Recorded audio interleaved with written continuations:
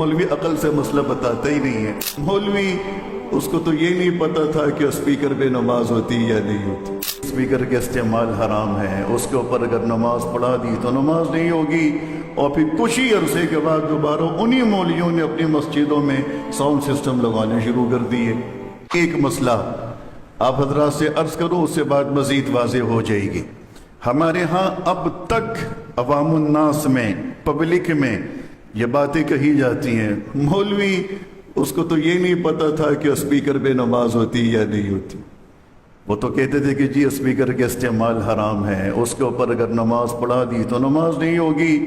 اور پھر کچھ ہی عرصے کے بعد دوبارہ انہی مولویوں نے اپنی مسجدوں میں ساؤنڈ سسٹم لگانے شروع کر دیے۔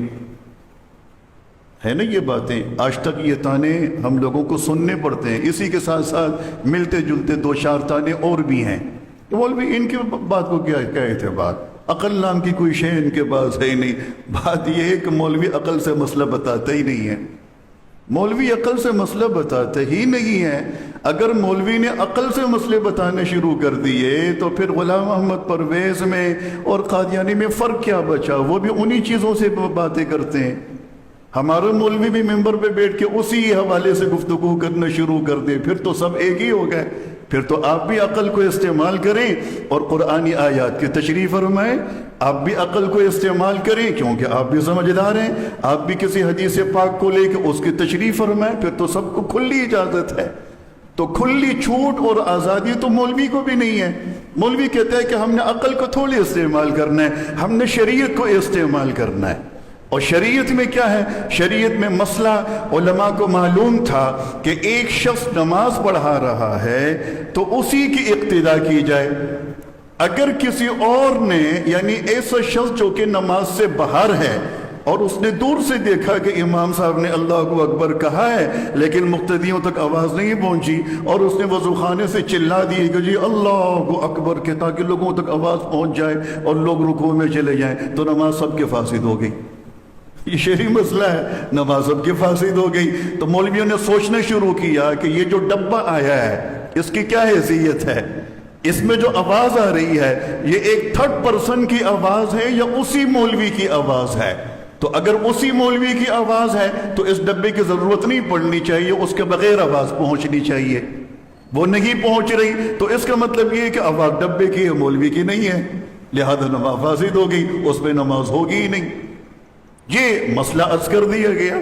لیکن رفتہ رفتہ جب ان جدید اشیاء کا طرز عمل اور ان کی مزید وضاحت سامنے آ جاتی ہے اور مولوی اگر اپنی بات سے رجوع کر لیتا ہے تو اس کو تانے نہیں مارنے چاہیے، اس کو تانے نہیں مارنے چاہیے، کیونکہ تقوی کا اصول ہے، تقوی کا اصول ہے کہ جب آپ کوئی بھی کام کریں یا کوئی بھی گفتگو کریں، کوئی بھی بات کہیں تو آپ کو جانب ترک میں کھڑا ہونا چاہیے۔ جانب ترک کا مفہوم سمجھتے ہیں؟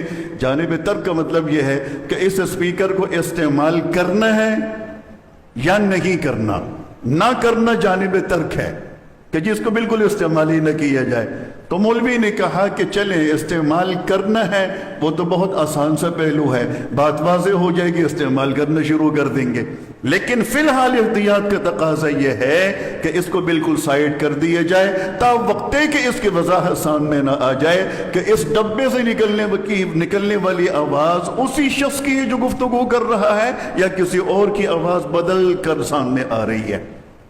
اب تو آپ حضرات بھی اتفاق فرمائیں گے نا کہ ایسی اپلیکیشنز آ گئی ہیں کہ مرد کی آواز آپ اس پہ ڈالیں، وہ خاتون کی آواز میں آپ کی آواز کو تبدیل کر دیتا ہے۔